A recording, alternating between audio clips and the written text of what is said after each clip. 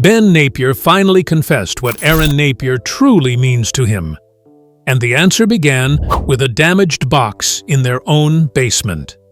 After water entered their home, old papers from their early life had to be pulled out and sorted. Buried among them was a document from 2007, tied to the moment before Laurel, before television, before the world knew their names. It was not a love letter. It was not a public speech.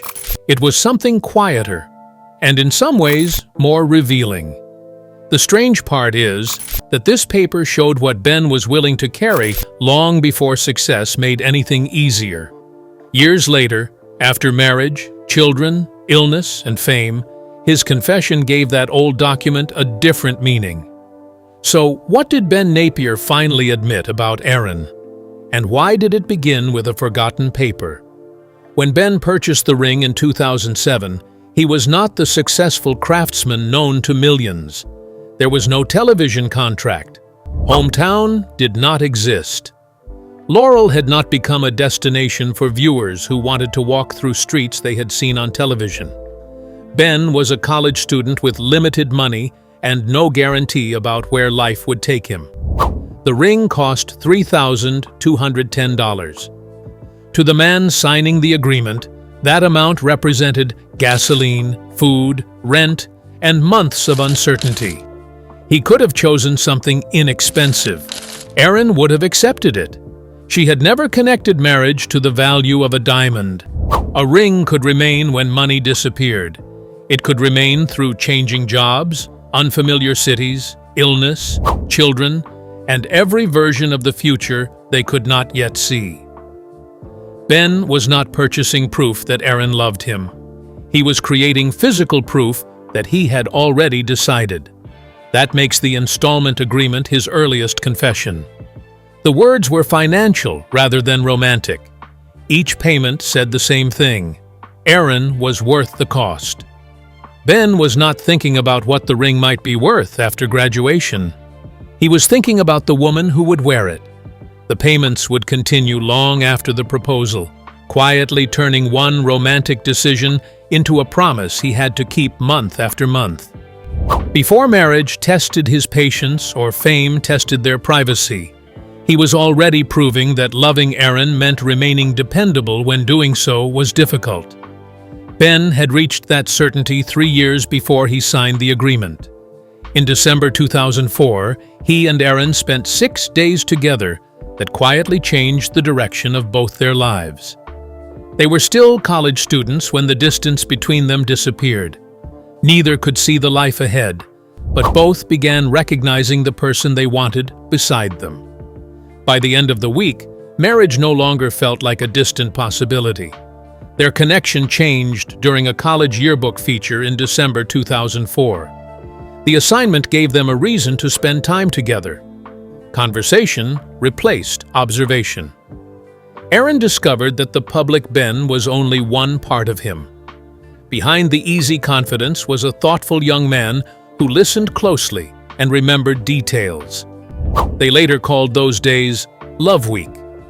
The name sounds light, but the decision formed during that week shaped everything that followed. Within 6 days, they believed they would eventually marry.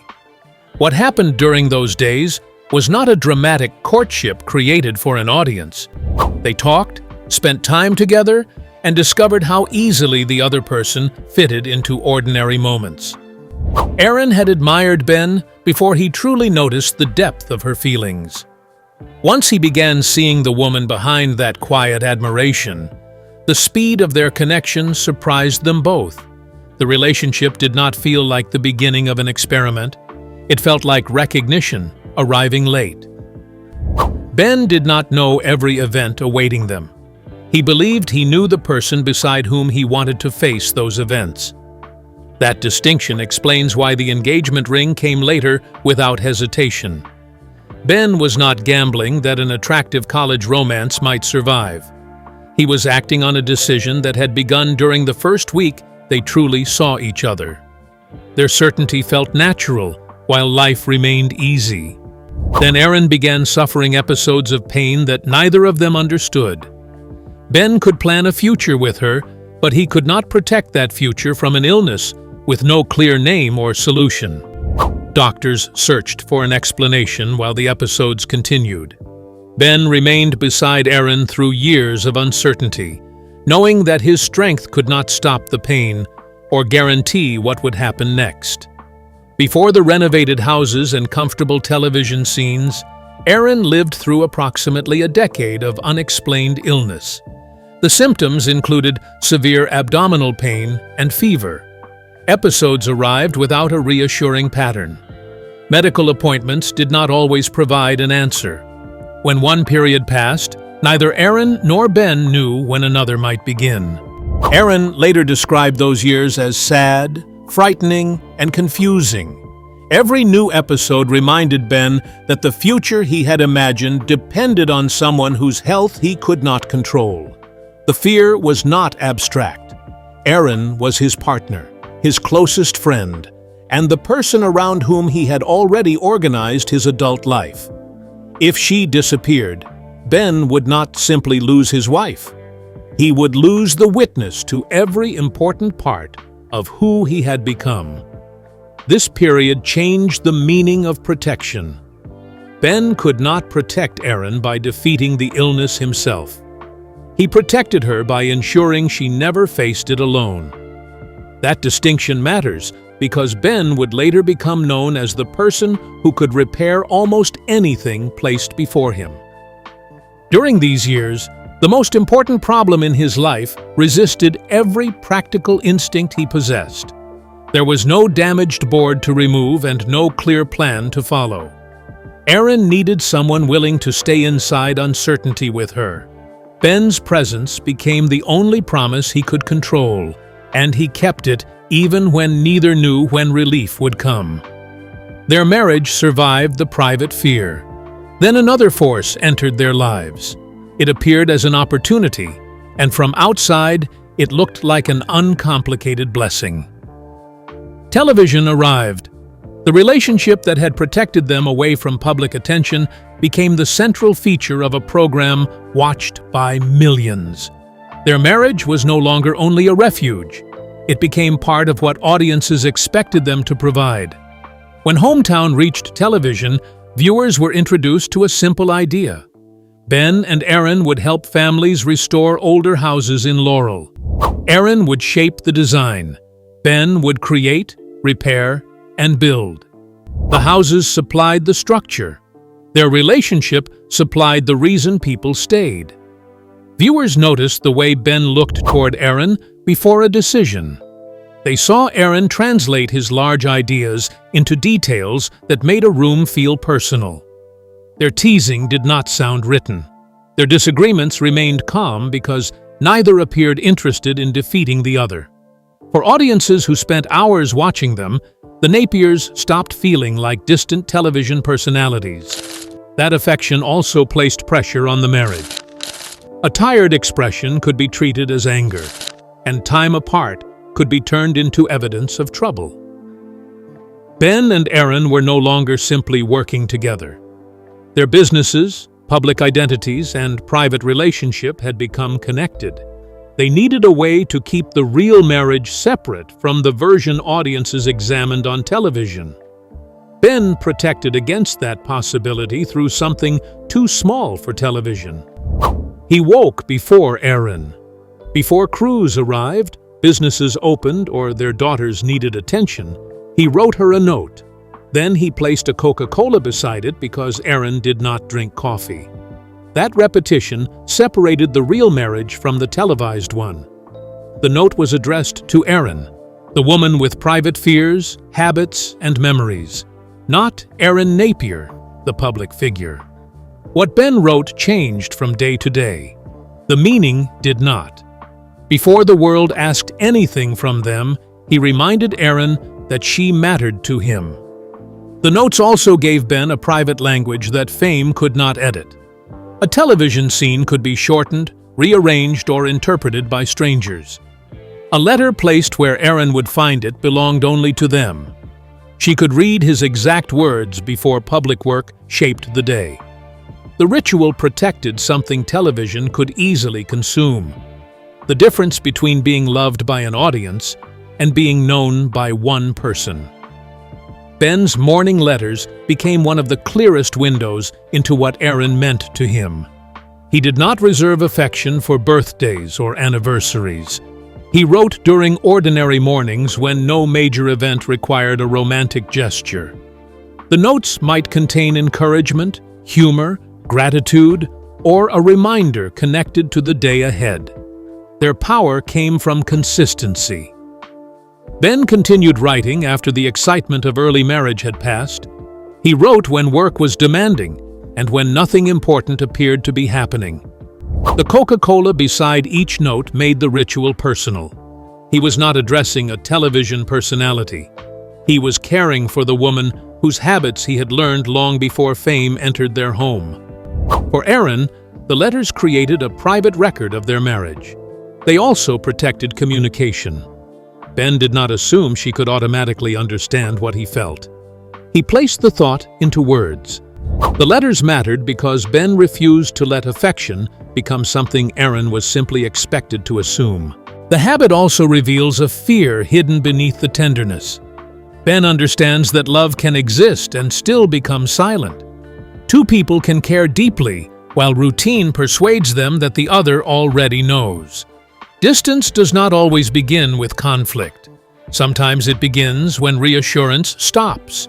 Ben refuses to rely on assumption. Each note closes that distance before it forms.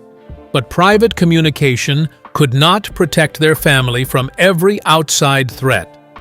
As hometown grew, strangers became comfortable inventing explanations for moments they did not understand. Then, an online rumor claimed Ben and Erin's marriage was in trouble.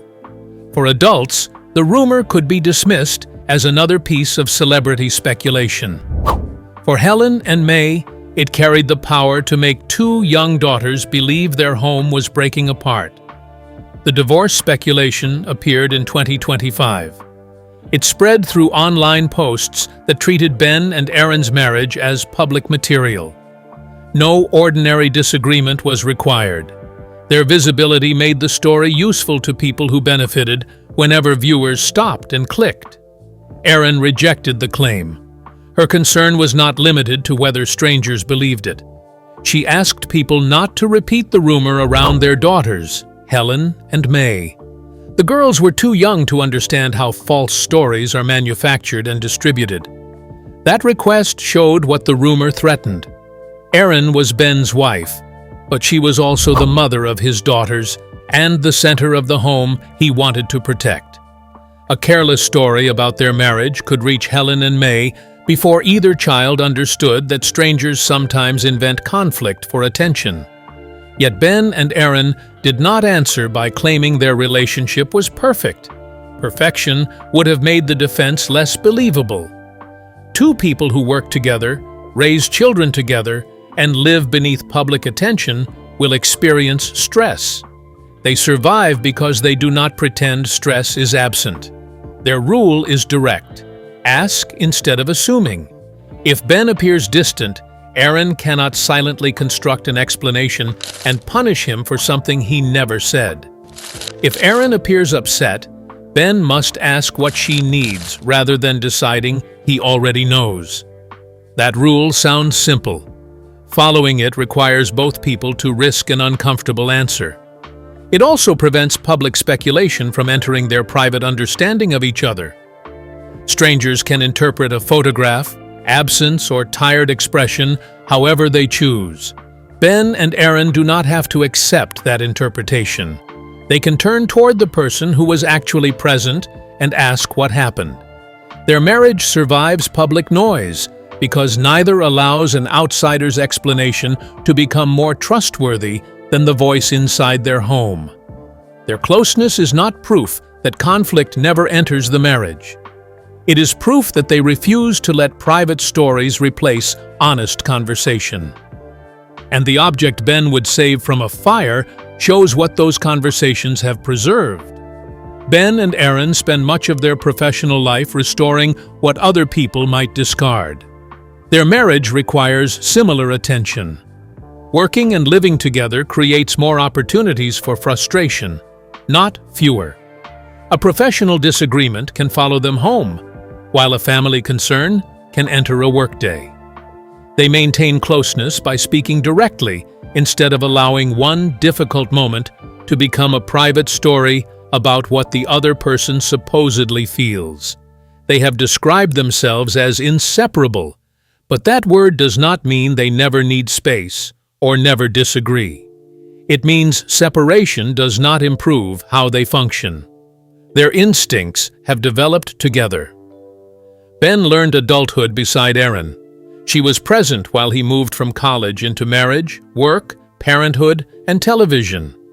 His decisions were not made beside a finished identity.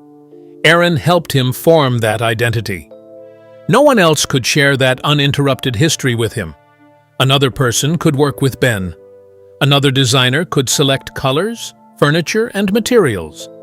Another host could stand beside him before a camera. But no replacement could share the uninterrupted memory of how he became the man viewers recognize. When Ben and Erin were asked what they would rescue if their house caught fire, they did not choose the most expensive object. They chose the anniversary books they had created for each other. The decision revealed what Ben believed could never be rebuilt. He makes furniture intended to survive for generations, yet the object he could not abandon was made from memories. A table could be constructed again. A television episode could be recorded again. Their years together could not. The choice of the anniversary books also reveals what success failed to replace. Ben and Erin now possess objects their college-age selves could not have afforded, but those possessions do not carry the same weight. The books contain proof that they were building a shared life before anyone rewarded them for it. If everything visible disappeared, the pages would still remind them how often they had chosen each other when no audience was watching. The anniversary books contain a life the public has never fully seen. They preserve Ben and Erin before hometown, before national attention, and before people formed opinions about their marriage. They contain private jokes, photographs, ordinary days, and the small moments that disappear when no one records them. Each book is evidence of continuity. The young couple from Love Week exists inside those pages. So does the financially struggling college student who purchased a ring through an installment agreement. The frightened husband beside Erin during her unexplained illness is there. So are the new parents learning how to care for Helen and May. Those versions of Ben and Erin cannot be recreated. A fire could destroy furniture, clothing, and even the house itself. Ben knows how to build. Given time and material, much of the visible loss could be replaced. But memory has no duplicate. The anniversary books matter because Erin is the only person who shares the complete meaning of what they contain. A photograph may appear ordinary to someone else. She knows what happened before it was taken, what Ben said afterward, and why that day survived inside their private record. Erin is therefore more than the person standing beside Ben in the present. She is the keeper of the person he used to be. Ben holds the same place in Erin's history. He remembers the young artist before viewers learned her name, and the woman who endured pain without knowing when it would end. Their books do not preserve a perfect marriage. They preserve continuity through change. Each page connects who they are now with the two students who could not yet imagine daughters, television crews, or strangers discussing the condition of their relationship. Other people know individual versions of Ben. Viewers know the craftsman shown in an episode. Colleagues know the businessman, and customers know the public figure. Erin remembers the uncertain student before those identities existed. The books matter because she understands not only what each photograph shows, but also why Ben believed the moment was worth preserving. But first, the full scale of Erin's place in his life had to become visible. Nearly every part of Ben's adult life leads back to Erin. She is connected to the house he returns to, the daughters he protects, the television program carrying their names, and the town their work helped bring before a national audience. This is why Ben repeatedly describes their relationship through partnership. Erin is not someone who merely encourages his work from outside. Their work developed through the way their abilities meet. She imagines how a space should feel. Ben determines how the idea can be built. Neither contribution is complete alone. The same pattern shaped their home. Ben could supply physical protection, but Erin gave emotional meaning to what he protected. He could build a table, but the family gathered around it gave the object its purpose. He could restore a house, but Erin understood how memory, color, and personal history could transform it into a home.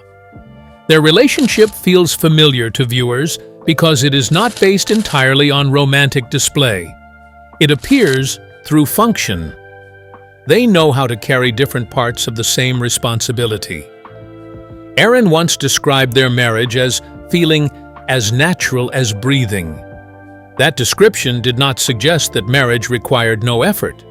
It revealed how completely their partnership had entered ordinary life. Erin was not a reward Ben received after becoming successful. She had been present during the process that created the family, work, and confidence viewers later associated with his name. The engagement ring agreement found in the basement returned the story to its beginning.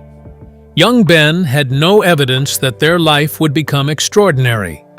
He had only certainty about the person he wanted beside him. Nearly 2 decades later, his public words finally explained that certainty. By then, Ben no longer needed to prove the relationship through a dramatic gesture. The evidence surrounded him. Erin was present in the family he protected, the work he performed, and the memories he considered irreplaceable.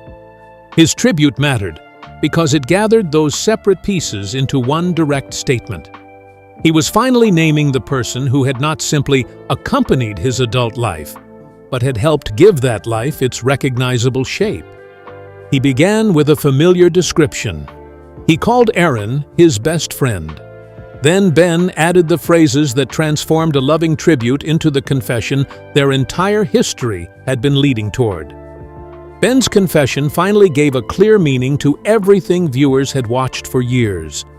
In a public tribute, he called Erin his best friend, the love of his life, and his partner in everything. Then he went further. He said she was the only person with whom he could and wanted to live this life. Ben still woke early and left Erin a handwritten note. He still remembered the Coca-Cola she preferred instead of coffee. Those actions were small enough to remain invisible to most viewers, but they carried the same message as the engagement ring. He was still choosing her. That choice was no longer the hopeful decision of a college student. It had survived medical fear, financial pressure, parenthood, demanding production schedules, and the loss of privacy that came with television. Ben knew what living beside Erin required because they had already carried those demands together. When he called her the only person with whom he wanted this life, he was speaking after the life had tested the promise rather than before. By the time Ben wrote the birthday tribute, his words carried the weight of the entire life they had created together. Erin had known Ben when money was limited and his future remained uncertain. Ben had watched Erin move through frightening illness, motherhood, design work, and public attention. Their lives had not developed separately and then joined for television. Nearly every important change had happened with one standing beside the other. The confession also returned attention to the ring document found beneath their home. In 2007, Ben could not have predicted hometown, 2 daughters, or national recognition. He knew only that he wanted Erin beside him. Almost 20 years later, his words showed that the decision had survived everything that followed. The confession did not create the bond. It simply named what Ben had demonstrated through sacrifice, illness, parenthood, work, and mornings. Erin remained the person around whom his understanding of home had formed. Ben Napier finally confessed that Erin was not merely the woman he had married. She was the person with whom his entire adult life had taken shape, and the only person with whom he wanted to continue living it. Long before the world knew Ben Napier's name, Erin knew his heart. After everything fame placed around them, that remained the truth beneath his confession. Ben may be known for restoring houses, but Erin is the person who made his life feel like home. What do you think about Ben and Erin as a couple? Do you have someone in your life as special as Erin is to Ben? If you do, tell us who that person is in the comments, and subscribe to the channel for more stories like this.